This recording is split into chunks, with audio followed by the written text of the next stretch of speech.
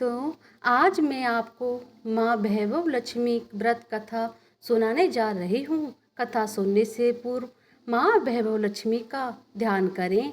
माँ लक्ष्मी के 8 स्वरूप को नमन करें और माँ लक्ष्मी के सतवन का पाठ या श्रवण करें।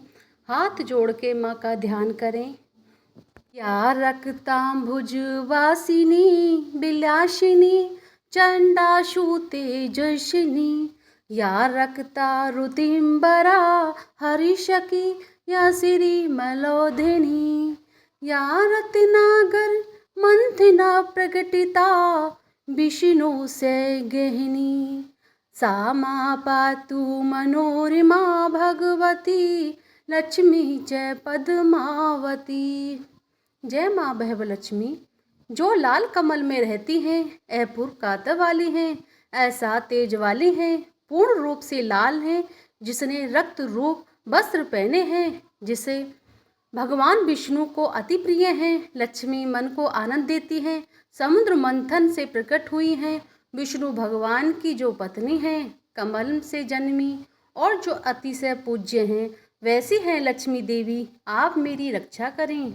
भैरव लक्ष्मी माँ की व्रत कथा। एक बड़ा शहर था। इस शहर की आबादी लाखों में थी। देश के कोने कोने से रोजगार की तलाश में आए लोग सब शहर में आते जाते थे, तो उनके पास कुछ भी नहीं होता था। उनकी एकमात्र इच्छा रहती थी कि उनको किसी तरह से 2 समय की रोटी मिल जाए। मेहनत मजदूरी करके अपने बच्चों का पेट पाल लें, बस प्रभु के गुण गाएं। वैसा देखा जाए तो मानव की इच्छाओं की कोई सीमा नहीं होती है। शुरू में यही सोचता है कि उसे 2 समय की रोटी मिल जाए, प्रभु की यही सबसे बड़ी कृपा होगी। इसके लिए वह मंदिरों में जाते हैं, तीर्थ यात्रा तथा कथा सुनते हैं, और जब उन्हें 2 समय की रोटी मिलने लगती है तो उनके मन में कुछ और विचार उठने लगते हैं कि कैसे उनकी आय बढ़े। उनके पास धन हो, रहने के लिए बढ़िया मकान हो, पहनने के लिए अच्छे कपड़े हों, सवारी के लिए कार या स्कूटर हो। किसी ने ठीक ही कहा है, भूख की एक सीमा है जिसे खाना खाते ही पूरा कर लिया जाता है, परंतु लालसा की तो कोई सीमा नहीं होती। लाखों करोड़ों के सपने, सुख शांति और मौज मस्ती की आशाओं की लालसा करने वाला इंसान यह भूल जाता है कि यह द्वार उसे मृत्यु की ओर लिए जा रहा है। मानव जीवन इतना बड़ा कहाँ है जिस पर हम भविष्य का इतना बड़ा बोझ लाद देते हैं। हम काम, क्रोध, लोभ, मोह, अहंकार में अंधे होकर उस प्रभु, उस महाशक्ति को भी भूल जाते हैं, जिसने संसार को जन्म दिया है, जो जीवन देता है और मृत्यु भी वो देते हैं। कलयुग में तो ऐसा ही होता है। पाप की परछाइयाँ लंबी और गहरी होना शुरू हो जाती हैं। धर्म व्यापार बन जाता है। अधर्मी खूब फलते फूलते हैं। इस बड़े शहर में भी धीरे धीरे धर्म कम होता जा रहा था और धर्म बढ़ता जा रहा था। इसी शहर के एक मोहल्ले में गीता और सुरेश पति पत्नी के रूप में रहते थे। उनका एक छोटा सा घर था, यानी घर के नाम पर एक कमरा था। उसी में रसोई, उसी में सोना, उसी में खाना पीना, यही था उनका घर। सुरेश किसी मिल में नौकरी करता था। गीता घर का सारा काम काज करती थी। उसने अपने छोटे से घर को भी इतना साफ सुथरा रखा था कि मोहल्ले की औरतें अक्सर कहती थी कि घर की साफ सफाई रखना तो हमारी गीता बहन से सीखें। यह बात तो गीता भी जानती थी कि इस शहर में अच्छे लोग कम और बुरे लोग अधिक हैं। उसी के अड़ोस पड़ोस में कुछ औरतें ऐसी थीं कि जो दिन भर एक दूसरे की चुगलियां करती तथा दूसरे के घर में झांककर उनकी बुराइयां ढूंढना उनका सबसे पहला काम था। अपने घर की भले ही उनको कोई खबर न हो, मगर पूरे मोहल्ले की खबर तो उनके पास यूँ रहती थी जैसे मोहल्ले की डायरी लिखने का काम प्रभु ने उन्हें ही सौंप रखा हो। गीता को उनकी यह बातें पसंद नहीं थीं। पहले तो उसे घर के काम काज से ही समय नहीं मिल पाता था। दूसरा, पति की सेवा करना उसका बड़ा धर्म था। पति की लंबी आयु और उन्नति के लिए वह हमेशा ईश्वर से उपासना में लगी रहती थी। मोहल्ले की चुगलखोर औरतों को गीता की अच्छी आदतें कैसे पसंद आ सकती थीं। वो तो यह कहने लगी थी, गीता में बड़ी अकड़ है जो किसी से बात करना पसंद नहीं करती। शायद इसलिए कि वह बड़ी सुंदर है। उसे अपनी सुंदरता पर बड़ा गर्व है। उसे यही नहीं पता कि जिस मोहल्ले में रहते हैं वहाँ सबसे मित्रता करते हैं, उनके साथ मिलकर बैठते हैं। यदि वह किसी के पास दुख सुख बांटने नहीं जाएगी तो कल को उसके पास कौन आएगा। इस प्रकार भांति भांति की बातें क्या करती थी। इन सब की बड़ी बहन जानकी देवी थी, जो पूरे मोहल्ले को अपनी उंगलियों पर नचाती थी। बहन जानकी देवी ने अपनी एक कीर्तन मंडली बना रखी थी, जो घर घर में जाकर कीर्तन करती थी। गीता को ऐसी औरतें बिल्कुल पसंद नहीं थी, जो कीर्तन करते समय भी एक दूसरे की चुगलियां करती हों। यही कारण था गीता ने कई बार उनको टोकते हो कह दिया, देखो बहन जानकी देवी, मैं आपसे हाथ जोड़कर प्रार्थना करती हूँ कि पूजा एवं कीर्तन करते समय किसी की चुगली मत किया करो। किसी की बुराई करने से अच्छा है आप उस समय प्रभु का नाम लें, इससे आपका जीवन भी सफल हो जाएगा, बुराइयों से बच जाओगी। गीता की इतनी बात सुनते ही जानकी देवी को क्रोध आ गया। क्रोध के मारे उसके चेहरे का रंग लाल हो गया। वह कड़क कर बोली, ओ कल की छोकरी, क्या तुम मुझे बताएगी कि मुझे क्या करना है क्या नहीं। अभी शहर में आई 2 साल हुए हैं, गांव का गोबर हाथों से उतरा नहीं और हम शहर वालों को अकल सिखाने लगी है, गवार कहीं की। देखो बहन, मैं गवार हूँ या कुछ भी हूँ, प्रभु भक्ति में बहुत विश्वास रखती हूँ। मैं यही अच्छी तरह जानती हूँ, भक्ति में ही शक्ति है। भक्ति ढोलकियाँ चिमटे बजाने से नहीं होती, बल्कि सत्य के पथ पर चलने से होती हैं। ईश्वर की यही सिद्धांत है, यही शिक्षा है, किसी का बुरा मत करो। मैं तो हर जीवात्मा में रहता हूँ, तो मेरी तलाश में क्यों भटक रहे हो। यदि तुम सत्य और विश्वास का सहारा लेकर अपनी आत्मा में मुझे तलाश करोगे तो मैं तुम्हें अवश्य मिलूंगा। इस बात को सुनकर जानकी देवी और उसकी साथी सब मिलकर गीता का मजाक उड़ाने लगी थी। गीता जानती थी कि यह लोग पाप करने वाले हैं, इनकी पूजा तो केवल ढोंग है, दिखावा है, इनके मन में काले खोटे हैं, इनसे अधिक बोलने का कोई लाभ नहीं। इनकी कीर्तन मंडली खूब धन कमा लेती है, ईश्वर के नाम पर व्यापार, दुर्गा के नाम पर छू लूट, छी छी छी, घिन होने लगी थी। गीता को इन सब से उसने अपने घर पूजा पाठ करना शुरू कर दिया और इन लोगों से दूर रहने लगी। उधर सुरेश बुरी संगत में पड़कर शराब पीने लगा, जुआ खेलने लगा। गांव से आया सीधा साधा सुरेश शहर के साथियों में ऐसा फंसा कि उसे बुरी आदतें लग गईं। शुरू शुरू में उसने अपने आप को बहुत बचाने का प्रयास किया, लेकिन जब चारों ओर से आग लगी हो तो वह कब तक बच सकता था। एक मजदूर का वेतन ही कितना होता है, जो सारा महीने मेहनत करने पर जो कुछ उसे मिलता था उससे घर की 2 समय की रोटी ही चल सकती थी। मकान का किराया, दुनियादारी, कपड़े लत्ते, यह सब कुछ उस वेतन से ही चल रहा था। लेकिन इस वेतन से शराब पिया जाए, चरस गांजा पिया जाए, जुआ खेला जाए तो घर कैसे चलेगा। गीता बेचारी बहुत दुखी हो गई, अंदर ही अंदर घुलने लगी। पति को मना करती तो उल्टी उसे मार पड़ती, गालियां सुनने को मिलती। घर में आकर वह इतना और हल्ला करता कि उसे लोगों को उनका मजाक उड़ाने का मौका मिलता। वह अंदर ही अंदर टूटने लगी, हर समय उदास रहने लगी। अपने मन की आग शांत करने के लिए आंसू बहाती रहती। परदेश में उसका कौन था जो सहारा देता। वह तो अकेली पड़ गई थी। आ जाकर उसे प्रभु का ही आसरा था। माँ दुर्गा ही उसे आसरा देंगी। माँ लक्ष्मी जी इस घर से रूठ चुकी हैं। सुरेश ने घर के बर्तन तक बेच डाले थे। इतने बड़े संकट में भी उसने प्रभु का विश्वास नहीं छोड़ा, माँ दुर्गा की उपासना नहीं छोड़ी। उसे पूर्ण विश्वास था कि एक दिन माँ उसके सारे संकट दूर कर देंगी। एक दिन जब घर में खाने को कुछ नहीं बचा था, वह 2 दिन से भूखी थी। जिस दुकान से खाने पीने का सामान उधार मिलता था, उसने इसलिए उधार देने से मना कर दिया क्योंकि उसके पिछले रुपए ही नहीं दिए गए थे। इस युग में तो जिसके पास लक्ष्मी नहीं वह तो भूखा मर जाएगा। गीता माँ लक्ष्मी के चित्र के आगे हाथ जोड़ बैठकर रोने लगी। माँ ने उसकी आंखों से टपकते आंसू देख लिए थे, उसके हृदय के दुख जान लिए थे। गीता रोए जा रही थी, साथ में वह माँ लक्ष्मी का पूजन भी कर रही थी। माँ लक्ष्मी जी मुझे बचा लो, माँ मुझे बचा लो, देखो मेरे घर की क्या हालत हो गई है माँ। मैं 2 दिन से भूखी हूँ। मेरा पति बिगड़ चुका है।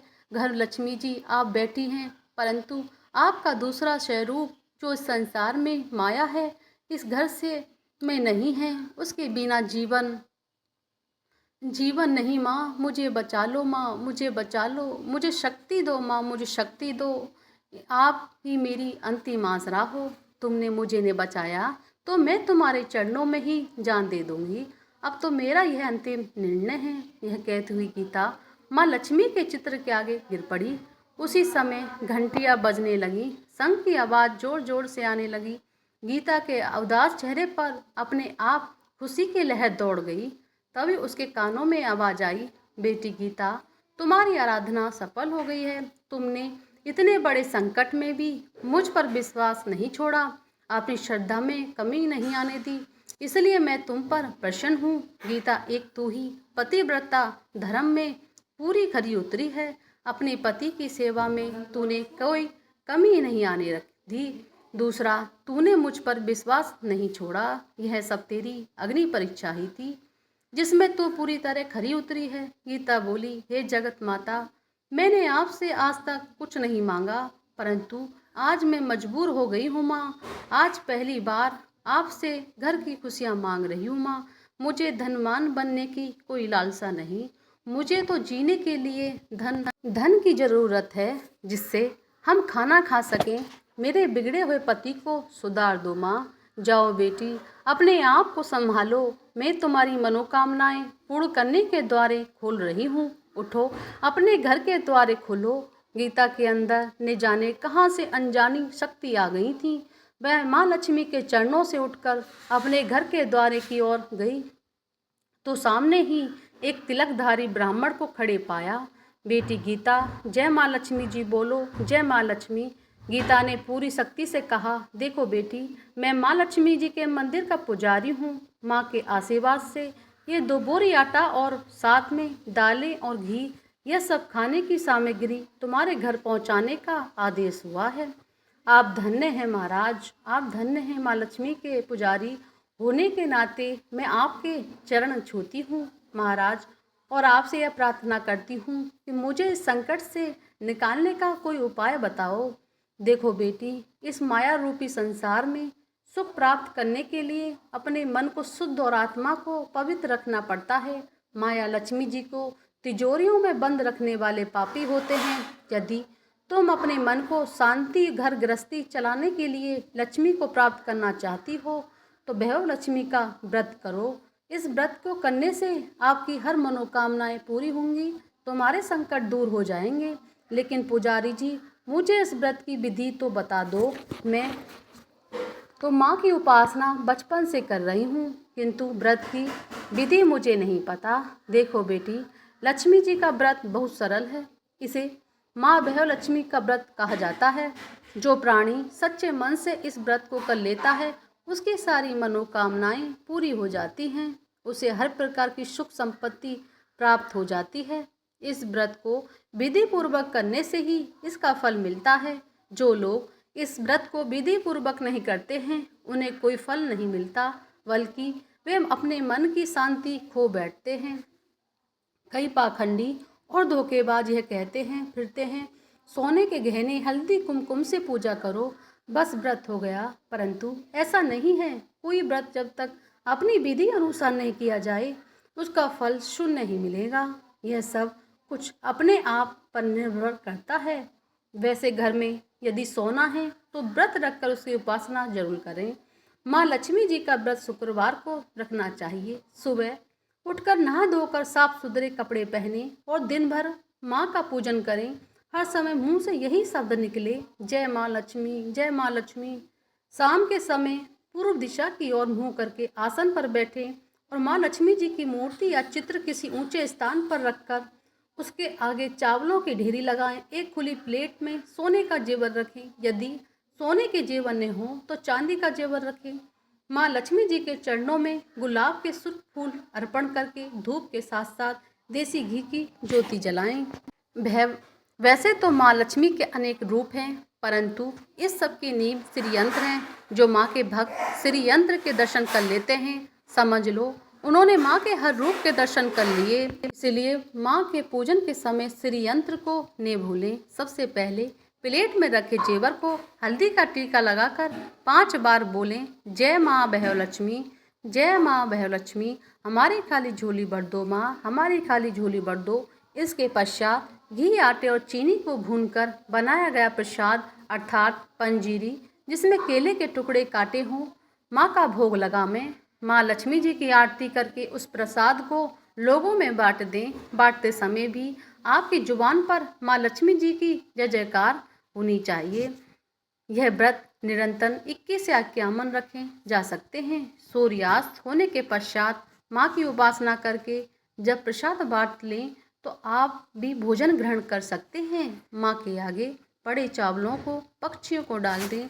व्रत रखने वाले हर भक्त के लिए यह जरूरी है कि वह श्री भैरवलक्ष्मी व्रत कथा का पाठ करें और लोगों को भी सुनाएं।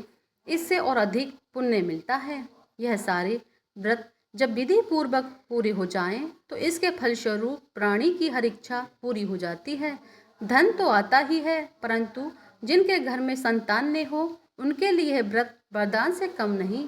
जब व्रत संपूर्ण हो रहे हों अर्थात 21वां 51वां व्रत जब रखें तो उस दिन 7 छोटी कन्याओं को घर पर बुलाकर उन्हें उनका मनपसंद भोजन खिलाएं। फिर कन्याओं को श्रद्धानुसार रुपया हो सकें तो चांदी या गिलट का सिक्का दक्षिणा में दें। उसी दिन माँ लक्ष्मी जी की श्री भैरवलक्ष्मी का व्रत कथा की 100 या 51 प्रतियाँ माँ के भक्तों को अपने हाथों से बांट दें। यदि इतनी प्रतियाँ की शक्ति न हो तो 11 अवश्य बांटनी चाहिए। माँ की प्रतिमा के आगे बैठकर दोनों हाथ जोड़कर उनसे प्रार्थना करते हुए कहें, हे माँ, आपकी और प्रभु की कृपा से मैंने आपके व्रत विधि पूर्वक पूरे किए हैं। इसलिए हे माँ, आप हमारी इच्छा पूरी करो, हमारी मनोकामनाएं पूरी कर दो माँ, हमें सदा सुखी रखना, हमारे परिवार को सुख देना माँ। बस बेटी, यही हर प्राणी के लिए कल्याण का मार्ग है। तुम भी श्री भैरवलक्ष्मी व्रत करो, तुम्हारे पति भी ठीक हो जाएंगे और तुम्हें भी धन मिलेगा, तुम्हें सदा कष्ट मुक्त रहोगी। यह कहते हुए पुजारी जी चले गए। गीता ने आटे की बोरियां पड़ोसन की सहायता से अंदर रखवा दी, दालों को भी अंदर रखवा दिया। माँ लक्ष्मी जी की उपासना तो कर रही थी, परंतु विधि अनुसार नहीं कर पाती थी। आज माँ लक्ष्मी जी उसकी हालत देखकर उसकी सहायता की है, उसे यह कैसे भूल सकेगी। सहसा उसे ध्यान आया, कल ही शुक्रवार है, मैं कल से ही माँ लक्ष्मी जी की 21वां व्रत शुरू कर दूंगी। दूसरे ही दिन गीता ने शुक्रवार का व्रत करना शुरू कर दिया और साथ ही माँ व्रत रखा। सारा दिन माँ की उपासना करती रही, आरती करती रही। फिर उसने रात्रि के समय श्री भैरवलक्ष्मी व्रत कथा का पाठ करके घर में आए पति के चरण छूकर उसे प्रसाद खिलाया तो उसके पति ने उसे प्यार से सीने से लगाकर कहा, मेरी गीता, तुम सचमुच देवी लग रही हो। मैं ही पापी था जो आज तक देवता ने बनकर राक्षस बना रहा, लेकिन आज मेरी आंखें खुल गई हैं। अब मुझे अपनी भूल का एहसास हो रहा है और मैं आज माँ लक्ष्मी के चरणों में बैठकर यह प्रतिज्ञा करता हूँ कि मैं कभी भी शराब नहीं पीऊँगा, न कभी जुआ खेलूँगा, ना ही गंदे और बुरे लोगों की संगत में बैठूँगा। मैं तुम्हें कभी दुख नहीं दूँगा। मेरे देवता, मेरे प्राणनाथ, माँ लक्ष्मी की कृपा से आप सुधर गए तो मुझे संसार के खजाने मिल गए। आज मैं कितनी खुश हूँ। माँ ने मेरा उजड़ा भरा घर बसा दिया है, मेरा सुहाग मुझे मिल गया। अब मैं 21 व्रत पूर्ण करके श्री भैरवलक्ष्मी व्रत कथा को 51 वृत्तियाँ लक्ष्मी भक्तों को बांटूंगी ताकि उनका भी मेरी ही भांति कल्याण हो जाए। सुरेश ने अपनी पत्नी का हाथ पकड़कर उसे चूमते हुए कहा, देखो गीता, जिस माँ लक्ष्मी ने मुझे पाप के संसार से निकाल दिया है, मैं भी उनके 21 व्रत रखूंगी, सदा घर में उनकी पूजा करता रहूंगा। गीता ने अपने पति के चरणों में अपना सिर रखते हुए कहा, मेरे देवता, आज मैं बहुत प्रसन्न हूँ, बहुत ही प्रसन्न हूँ माँ। लक्ष्मी की कृपा से मुझे आज नया जीवन मिला है। बोले भैरवलक्ष्मी मैया की जय। भैरवलक्ष्मी मैया की आरती। ओम जय लक्ष्मी मैया, मैया जय लक्ष्मी माता, तुम्हें को निस दिन सेवत हरि विष्णु धाता। ओम जय लक्ष्मी माता। उमा रमा ब्रह्माणी तुम ही जग माता, मैया तुम ही जग माता। सूर्य चंद्रमा धावत नारद ऋषि गाता। ओम जय लक्ष्मी माता। दुर्गा रूप निरंजन सुख संपत्ति दाता, मैया सुख संपत्ति दाता। जो कोई तुमको ध्यावत, मैया जी को जो कोई ध्यावत रिद्धि सिद्धि पाता। ओम जय लक्ष्मी माता। तू ही पाताल निवासिनी, तू ही सुखदाता, मैया तू ही सुखदाता। कर में प्रभाव प्रकाशिनी, भवनिधि की त्राता। ओम जय लक्ष्मी माता। जिस घर में तुम रहती ताहि में गुण आता, सब संभव हो जाता मन नहीं घबराता। ओम जय लक्ष्मी माता। तुम बिन यज्ञ न होवे, वस्त्र न कोई पाता, मैया वस्त्र न कोई पाता। खाने पाने का वैभव सब तुमसे आता। ओम जय लक्ष्मी माता। शुभ गुण सुंदर मंदिर क्षीरो निधि जाता, रतन चतुर्दश तुम बिन कोई नहीं पाता। ओम जय लक्ष्मी माता। यह आरती लक्ष्मी जी की जो कोई नर गाता, मैया जो कोई नर गाता। उरे आनंद समाता, पापी उतर जाता। ओम जय लक्ष्मी माता। जहाँ चरण तब पहुँचे घर शुभ हो जाता, कुंज बिहारी माता की शुभ दृष्टि चाहता। ओम जय लक्ष्मी माता। बोलिए वैभव लक्ष्मी मैया की जय।